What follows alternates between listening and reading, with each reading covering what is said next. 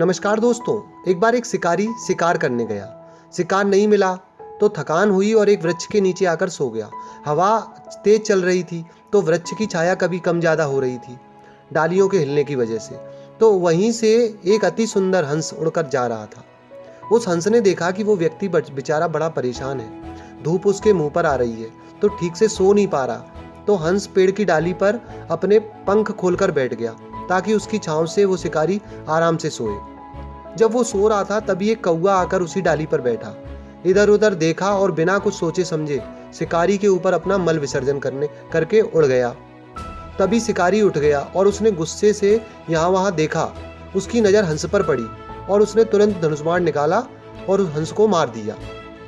हंस नीचे गिरा और मरते मरते हंस ने कहा, मैं तो आपकी सेवा कर रहा था, मैं तो आपको छांव दे रहा था, आपने मुझे ही गिरा दिया, मुझे ही मार दिया, इसमें मेरा क्या दोष है। तो उस समय पद्म पुराण के शिकारी ने कहा, यद्यपि आपका जन्म उच्च परिवार में हुआ है, आपकी सोच आपके तन की तरह सुंदर है, आपके संस्कार शुद्ध हैं, यहाँ तक कि आप अच्छे इरादे से मेरे लिए पेड़ की डाली पर बैठकर सेवा कर रहे थे, लेकिन आपसे गलती हो गई कि जब आपके पास कौवा आकर बैठा तो आपको उसी समय उड़ जाना चाहिए था।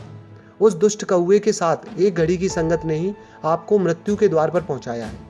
दोस्तों, इस कहानी से हमें शिक्षा मिलती है कि संसार में संगति का सदैव ध्यान रखना चाहिए। जो मन, कार्य और बुद्धि से परमहंस हैं, उन्हें कौवों की सभा से दूरी बनाए रखना चाहिए। धन्यवाद दोस्तों।